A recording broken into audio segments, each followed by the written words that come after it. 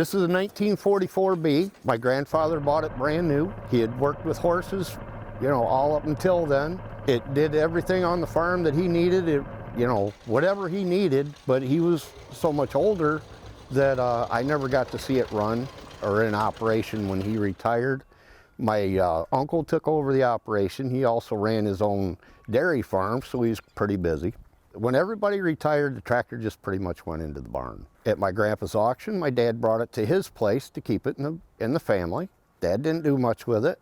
Didn't need much then, but it did by the time I got it here. My grandson's family had bought it, took it to their place, and then the oldest grandson got old enough with the one car garage, and he wanted his car in the garage more than his tractor. Grandpa, will you take it over? Here it is. So had to do a little bit of work to it, but it does run. It needed both water pipes. The radiator was good. Needed both water pipes. The carburetor definitely had a chunk of rust stuck in it. Guy down the road rebuilt it. Pretty much just cleaned up.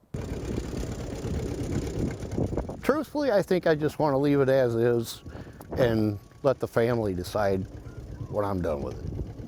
Leaks a little oil, drips a little gas and everything like that, but I'll get those all fixed up and everything, but they all got to have a little bit of something laying underneath them, I think.